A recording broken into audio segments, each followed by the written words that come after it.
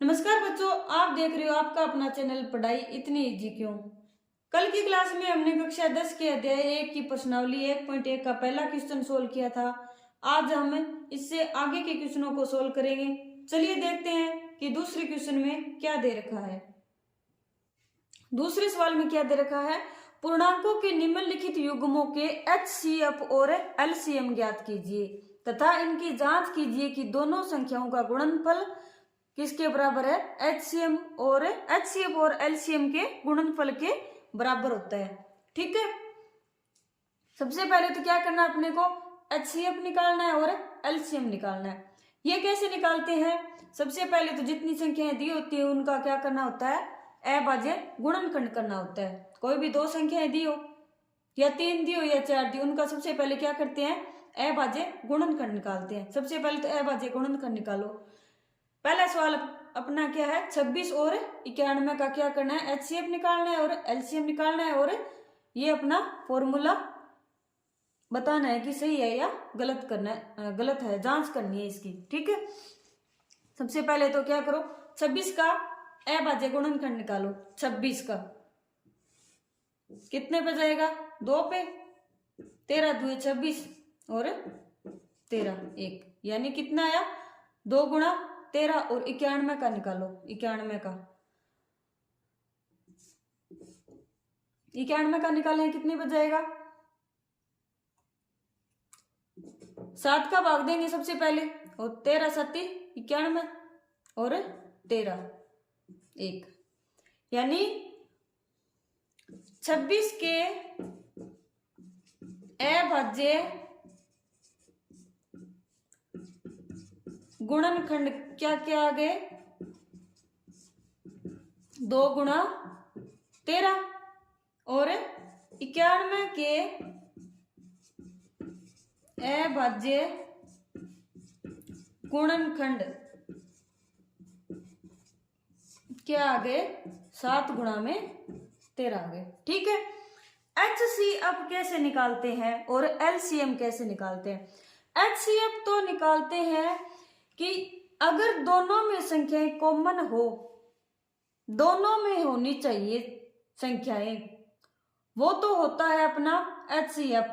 और LCM में होता है, यानी एक में होना जरूरी है, यानी जितनी भी संख्याएं हो उनका सभी का क्या होता है, गुणनफल होता है। ठीक है, यानी HCF को कैसे निकालें, HCF देखो, इसमें HCF इसमें 2 है ऊपर वाले में, नीचे वाले में क्या है, 2 नहीं है, तो यानी HCF में इसका रोल नहीं होगा। फिर आगे 13 है, इसमें 13 इसमें है और इसमें दोनों में है ना, तो यानी HCF क्या आएगा, 13। और एक और संख्या बच गई, 7 बच गई। देखो 7 क्या दोनों में है, नहीं है। अगर ये 7 यहाँ पर और होती, मान लो गुणा में 7 और होता तो गुणा में 7 और होती, यानी दोनों में कॉमन होना जरूरी है। ठीक है, HCF का मतलब होता है कि दोनों में कॉमन संख्याएं क्या होगी, अपनी HCF होगी। आया समझ में। HCF का दोनों संख्याओं में भाग जाता है और LCM जो होता है, LCM के अंदर दोनों संख्याएं, यानी ये जो संख्याएं होती है इनका भाग जाता है। ठीक है, यानी HCF तो कितना आ गया अपना, 13 आ गया। ठीक है, यहां से मिटा देते हैं। और LCM कैसे निकालेंगे, LCM देखो 2 है संख्या, ठीक है, सबसे पहले तो 2 लिख दिया, फिर 13 है। अगर यहाँ LCM में निकालते हैं कि सबसे ज्यादा बार होती है ना, वो लिखते हैं। यहाँ पर 13 एक बार है और यहाँ पर भी एक बार ही है। अगर यहाँ पर 2 बार होती तो 2 बार 13 लिख देते। ठीक है, और 13 है, फिर 7, यहाँ पर एक ही बार है दोनों में तो एक बार। ठीक है, गुणा किया कितना आया, 13 7 91 और 91 दुए 182। ठीक है, LCM और HCF इतने आ गए। ठीक है, अब जांच करनी है कि इन संख्याओं का गुणनफल और LCM और HCF का गुणनफल क्या क्या होगा। सबसे पहले तो संख्याओं का गुणनफल देखो, संख्याओं का गुणनफल 26 और 91 का गुणा करो। 1 का गुणा किया 26 ही आएगा। 9 का गुणा किया 6 से, 9 छिके 54, हंसी लगी 5, 9 दुए 18, 18 और 5 23, 6 4 और 2 6, 3 और 2 कितना है संख्याओं का गुणनफल 2 3 6 और 6।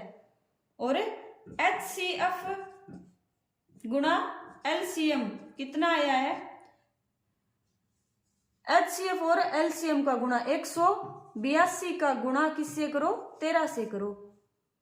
ठीक है, 3 का गुणा करो पहले। 3 दुए 6, 8 तिये 24, ऐसे लगी 2, 3 एकम 3, 3 और 2 5, 1 का गुणा करेंगे 182, 182 आ जाएगा। 6 4 और 2 6, 8 और 5 13 और 1 और 1 2, यानी 2 3 6 6। अब क्या करना है कि क्या दोनों संख्याओं का गुणनफल और LCM गुणा LCF बराबर होता है या नहीं होता है। तो जांच कर ली, यानी ये दोनों क्या आ गए? बराबर आ गए। ठीक है, यानी अपना LCM और HCF दोनों सही आए हैं। ओके, अगला क्या है अपना 510 और 92 का कैसे निकालेंगे। सबसे पहले तो क्या करेंगे, 510 के अभाज्य गुणनखंड लिखेंगे। ठीक है, और फिर 92 के अभाज्य गुणनखंड लिखेंगे। गुणनखंड, ठीक है। 510 के अभाज्य गुणनखंड निकालो। 510 का अभाज्य गुणनखंड 2 का भाग दिया कितना आया? 255। फिर किसका भाग दिया? 3 का भाग दिया कितना आया? 85 आया। फिर 5 का भाग दिया कितना आया? 17। फिर 17 1, यानी कितना आया? 2 गुणा 3 गुणा 5 गुणा में 17 आया। ओके, अब 92 का निकालेंगे। 92 का अभाज्य गुणनखंड, 92 का कैसे निकालेंगे? सबसे पहले 2 का भाग दिया कितना आया? 46 दुए 92। फिर 2 का भाग दिया कितना आया? 23 और फिर 23 का 1 है। ठीक है, क्या आया? 2 गुणा में 23। ठीक है, अब निकालना क्या है? HCF। तो HCF यानी दोनों में कॉमन संख्याएं कौन कौन सी है? दोनों में कॉमन संख्याएं कौन सी है? 2 है। इसमें कितनी है? 2 1 2 2 ही है। इसमें क्या है? 2, यानी कॉमन तो सिर्फ 2 ही है। 3 इसमें नहीं है, 5 नहीं है, 17 नहीं है और 23 ऊपर वाले में नहीं है। ठीक है, यानी दोनों में कॉमन संख्याएं 2। और LCM मतलब दोनों में सबसे ज्यादा बार कौन सी संख्या कितनी बार आई है ये लिखनी है। ठीक है, सबसे ज्यादा बार संख्या कौन सी आई है? 2 है। 2 कितनी बार आई? इसमें 2 बार सबसे ज्यादा ही है, 2 बार आई है, तो 2 गुणा में 2। फिर बारी 3 की, 3 इसमें 1 बार है, इसमें नहीं है, तो फिर गुणा में 3 1 बार। फिर ऊपर वाले में 5, फिर 17 और फिर 23। ठीक है, अब इनका करो मल्टीप्लाई। 2 दुए 4, 4 तिये 12, 12 पंजे 60 और 17 छिके 102। 60 को 17 से मल्टीप्लाई किया कितना आया? 102 तो आया। 6 से मल्टीप्लाई किया और 0 लग गया आगे। ठीक है, और 23 का गुणा किया 0, 3 दुए 6 और फिर 0 और 2 3 एकम 3 और फिर 2 का मल्टीप्लाई किया 0, 2 दुए 4 0, 2 एकम 2, यानी 0 6 4 3 और 2, यानी 23,460। 23,460 क्या आ गया? LCM आ गया। ठीक है, एलसीएम होता क्या है, वह छोटी से छोटी संख्या जिसमें दी हुई संख्याओं का क्या जाता है, पूरा पूरा भाग जाता है। और एचसीएफ क्या होता है, वह बड़ी से बड़ी संख्या जिसका इन दोनों में संख्याओं में भाग जाता है। दोनों संख्याओं में तो इसमें 2 का ही भाग जाता है, इन सभी में। अब क्या रह गया अपना, 2 संख्याओं का गुणनफल और एलसीएम और एचसीएफ का गुणनफल। दोनों संख्याओं का गुणनफल करो पहले तो। 510 और 92 का गुणनफल लिखो पहले तो, ठीक है। और एचसीएफ और एलसीएम का गुणनफल करो। जांच करनी है कि क्या ये दोनों संख्याएं क्या है, बराबर है या नहीं है, ठीक है। सबसे पहले तो 510 और 92 को गुणा करो। 510 और 92 को 0, 2 एकम 2, 5 दुए 10, ठीक है। फिर 9 का गुणा किया, 0, 9 एकम 9, 9 5 45, 0, 2, 9, 5 एकम 5 और 1 6 और 4, यानी 4 6 9 2 0, इतने आ गए, ठीक है। अब एलसीएम और एचसीएफ का गुणा किया, 2 3 4 6 0 को 2 से गुणा करेंगे, यानी एलसीएम और एचसीएफ का गुणा करेंगे। 0 6 दुए 12, 4 दुए 8, 1 9, 3 दुए 6, 2 दुए 4, यानी कितना आया, 4 6 9 2 और 0, यानी दोनों संख्याओं का गुणनफल है वो दोनों एलसीएम और एचसीएफ के गुणनफल के बराबर है, यानी अपना एलसीएम और एचसीएफ सही आया है, ठीक है। अगला क्या है, सबसे पहले तो क्या करेंगे, वही पहले वाला प्रोसेस 336 के अभाज्य गुणनखंड और 54 के अभाज्य गुणनखंड,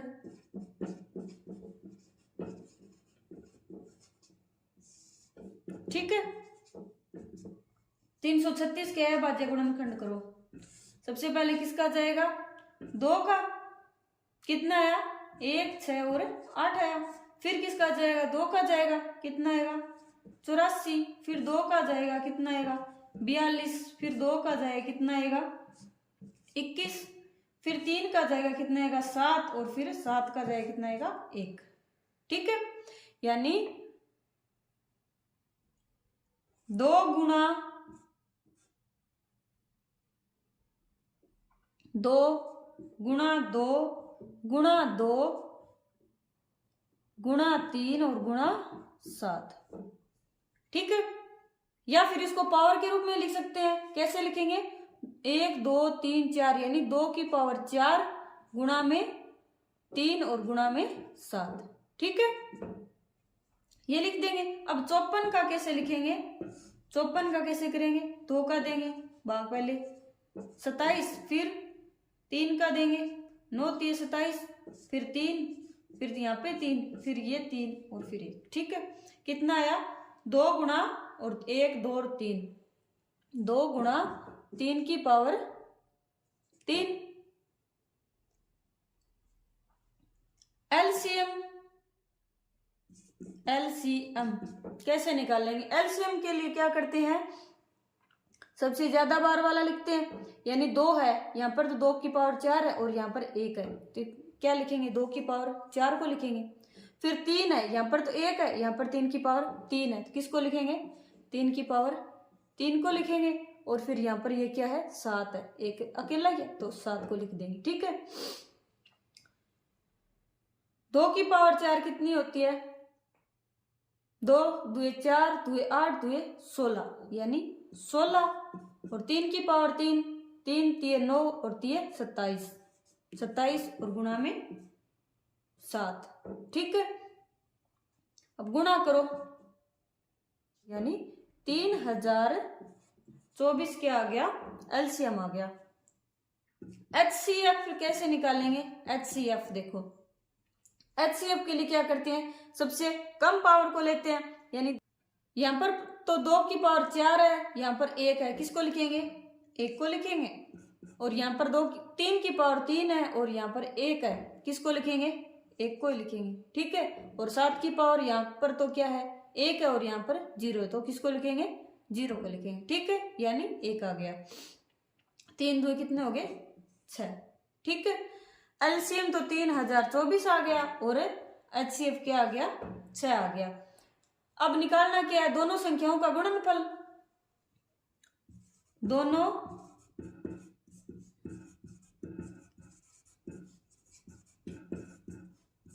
संख्याओं का